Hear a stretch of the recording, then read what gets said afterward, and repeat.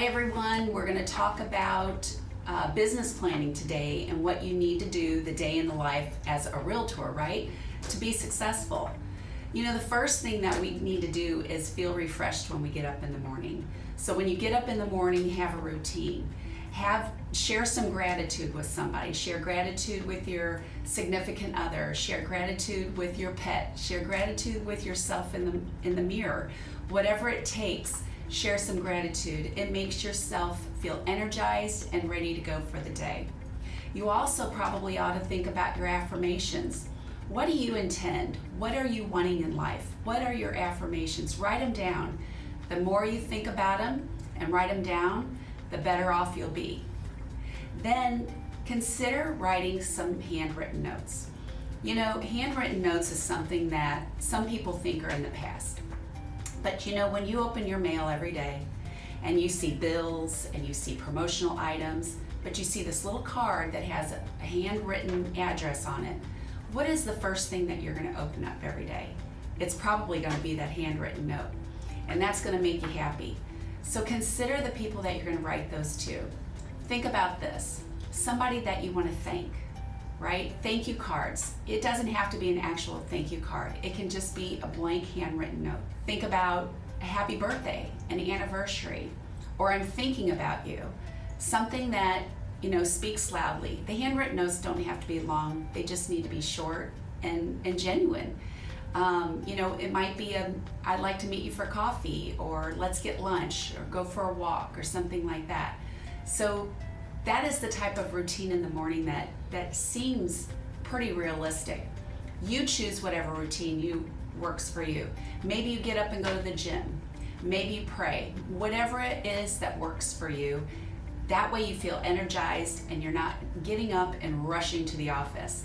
If you rush to the office, you're going to feel a little flustered, right? So do something that makes you feel good every morning. When you get to the office, have a business strategy. Definitely have a routine at work as well. Something that you know you're going to go into and you're going to get stuff done, right? But let's think about that strategy. Who are you going to reach out to? The people that you know that are in your life already. They are looking for you. They know, like, and trust you already. And are you staying in the flow with them? If you stay in the flow, which by the way means frequency of interaction, stay in front of them. And I'm not just saying throw out real estate in front of them all the time, but be kind and genuine but make sure that you are very familiar with the industry. You know, what is the market doing? Because in some cases, they're going to ask you, how is the market? And if it's good, you need to make sure you know why it's good. So know some statistics. Go to Maris. The product page has Market Stat app on it. If you go to that Market Stat app, you can learn a lot about what the industry is doing.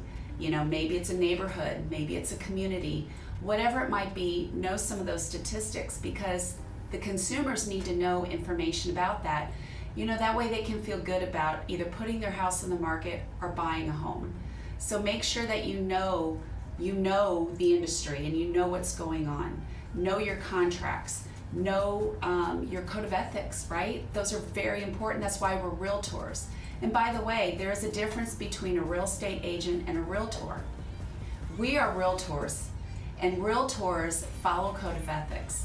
They are also binded to a board. So you've got the St. Louis board, or you might have the St. Charles board or the Franklin County board, whatever board you're included in. And then there's the Missouri board, and then the National Association of Realtors. So that is the difference between a real estate agent and a realtor. So know stuff, know a lot of stuff, right? So those people that you are talking to on a regular basis, you're in the flow with them, and they trust you because you're knowledgeable, you're confident, and you're kind, and they know that they're gonna have great service when they're working with you. So what is our job every day? Our job every day is to find those who need our services, right? You know, there's a lot of people out there who may not be ready yet, but that's okay. Staying in front of them and finding those who need your service every day, that's your job. They need you. It's not about us needing them. They need you. And they need you because they know that you can take care of them. Everyone has somebody they know in real estate. But the challenge is each one of those people probably know about 15 realtors on average. So that's going to be a challenge for you. So that's why I say make sure that you know stuff. Make sure you know the industry. Make sure you know you've got to be confident in what you're doing. That way they know that they can rely on you when it's time for them to buy and sell. Buyers and sellers were asked, would you use your same realtor in your next transaction? And the sellers, 65% of them said yes, and only 25% actually did. With the buyers, 73% said yes, but only 12% did. Why do you think that is? It's because of the lack of your follow-up, right? So after the closing, the deal is not done. We have to stay in front of buyers and sellers after the deal. Follow up with them in a couple of days. Ask them how the move went. Do they need anything? Has anything popped up? Don't be afraid to ask those questions, because if something did come up that needs repair or something, you're there to help them, assist them, figure out what needs to happen next. Follow up within 2 weeks, 2 months. Don't wait 2 years. Make sure that you put them in your customer relation management system, your CRM, and drip on them. Make sure that you stay in front of them on a regular basis. You know, we become friends with our clients during the transaction in most cases, right? Not always, but in most cases. So you need to make sure that you stay engaged with them, because they have friends, they have family members. You're going to want to, they're going to want to refer somebody to them, and it might as well be you if you're staying in the focus with them, okay? Buyers and sellers choose a realtor within 1 to 3 days of making a connection, but they're only going to make that decision if you're the one who is in the flow with them. So if you have an open house, don't wait. If you have an open house on Sunday, don't wait till Thursday to follow up with them, because they've already found an agent. Make sure that as soon as that open house is over with, you know, if you didn't already set up an appointment to show them other properties after the open house, make sure you follow up with them as soon as that open house is over. Make a phone call. Don't be afraid to pick up the phone. It's so easy to use this little gadget to make a text or a Snapchat, but you know what? People really do need a phone call. They need to hear your voice. They need to hear the confidence in your voice and knowing that you will be able to service them well. And if you consistently follow up with them, even if they don't answer, leave them a message. The next day, then you might want to shoot them a text message. Just wanted to make sure that you got my message. I'd love to work with you. You know, whatever the script that you're going to use is. And then if they don't reach out to you again, try again in a few more days. And then maybe the next week. Maybe they're just not ready. Maybe they do need to connect with you, but they're just not ready. So make sure that you stay in touch with them. There's 2 types of flow. Remember that flow is frequency of interaction. It's face-to-face, could be voice-to-voice also, and also auto flow.